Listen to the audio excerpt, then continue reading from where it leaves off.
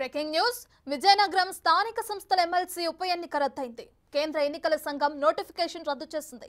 High court ఉత్తర్వులతో ఎన్నికల సంఘం ఆదేశాలు జారీ చేసింది.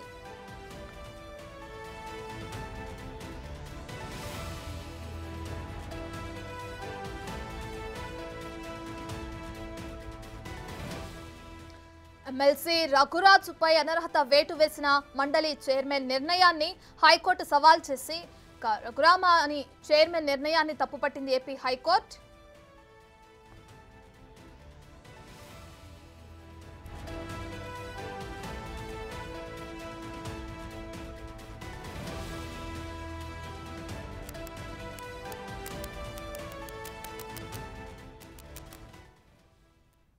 ఎమ్మెల్సీ రఘురాజుపై మండలి చైర్మన్ అనర్హత వేటు వేసింది. ఇక చైర్మన్ నిర్ణయాన్ని రఘురాజు హైకోర్టులో సవాల్ చేశారు. చైర్మన్ నిర్ణయాన్ని తప్పుబట్టిన ఏపీ హైకోర్టు రఘురాజుపై అనర్హత వేటు చెల్లదని తీర్పిచ్చింది. ఈ నెల 28న జరగాల్సిన ఉప ఎన్నిక ప్రక్రియ రద్దయింది.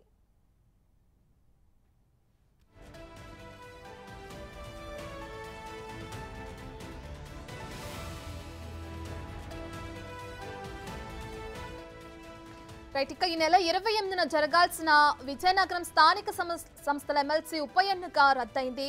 దీనికి సంబంధించి కేంద్ర ఎన్నికల సంఘం ఇప్పటికే నోటిఫికేషన్ కూడా రద్దు చేయడం జరిగింది. హైకోర్టు ఉత్తర్వులతో ఈ ఎన్నికల సంఘం ఆదేశాలతో ఈ విధంగా జారీ చేశారు. అయితే ఇప్పటికే దీనికి సంబంధించి అటు ఎమ్మెల్సీ రఘురాజుపై మండలి చైర్మన్ అనర్హత వేటు వేశారు. ఇక చైర్మన్ నిర్ణయాన్ని రఘురాజు హైకోర్టులో సవాల్ చేశారు. ఏ విధంగా అయితే ఆయన అనర్హత వేటు వేశారో దానికి సంబంధించి ఆయన హైకోర్టులో సవాల్ చేయడం జరిగింది. చైర్మన్ నిర్ణయాన్ని ఏపీ హైకోర్టు కూడా తప్పుపట్టింది. రఘురాజుపై అనర్హత వేటు చెల్లదని తీర్పిచ్చింది హైకోర్టు. ఇక దీంతో ఈ నెల 28న జరగాల్సిన ఉప ఎన్నిక ప్రక్రియ రద్దయింది.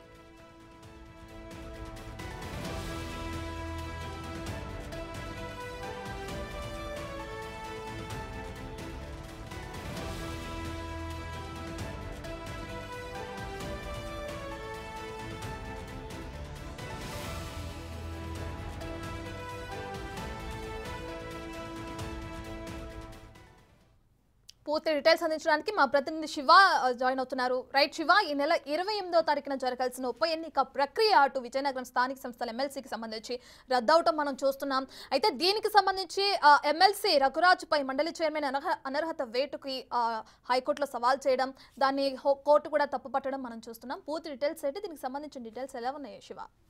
రత్న మొత్తం మీద చూసుకుని విజయనగరం స్థానిక సంస్థల ఎన్నికల ఉప ఎన్నిక సంబంధించి కూడా ఎన్నికల కమిషన్ ఇచ్చిన నోటిఫికేషన్ ని తాజాగా రద్దు చేసిన పరిస్థితి కనిపిస్తా ఉంది. హైకోర్టు ఉత్తర్వుల మేరకు నోటిఫికేషన్ రద్దు చేస్తూ కూడా కేంద్ర ఎన్నికల సంఘం ఉత్తర్వులు జారీ చేసింది.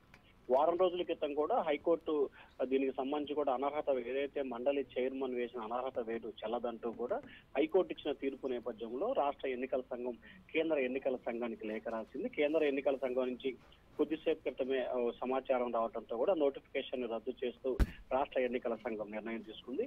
ఎమ్మెల్సీ ఇందుకూరు రఘురాజుపై అనర్హత వేటు మండలియడంతో కూడా ఈ నెల 28న ఎన్నిక జరగాలి. సో దాని తీర్పుని సవాల్ చేస్తూ కూడా ఆయన హైకోర్టులో పిటిషన్ దాఖలు చేశారు. సో మండలి చైర్మన్ నిర్ణయాన్ని తప్పుపట్టిన ఏపీ హైకోర్టు కూడా అనర్హత వేటు చెల్లదని చెప్పి స్పష్టమైన తీర్పుని వెలువరించింది. ఈ నేపథ్యంలో ఆయన ఇచ్చిన నిర్ణయానికి సంబంధించి కూడా ఏపీ హైకోర్టు ఇచ్చిన నిర్ణయాన్ని కూడా ఎన్నికల సంఘం కూడా సమర్థిస్తూ కేంద్ర ఎన్నికల సంఘం కూడా ఏదైతే ఎన్నికల రద్దుని చేయాలని చెప్పి కూడా నిర్ణయం తీసుకుంది. రత్న రైట్ శివ, అయితే 28న జరగాల్సిన ఉప ఎన్నిక ప్రక్రియ రద్దయిన నేపథ్యంలో మళ్ళీ ఎప్పుడు నిర్వహించనున్నారు?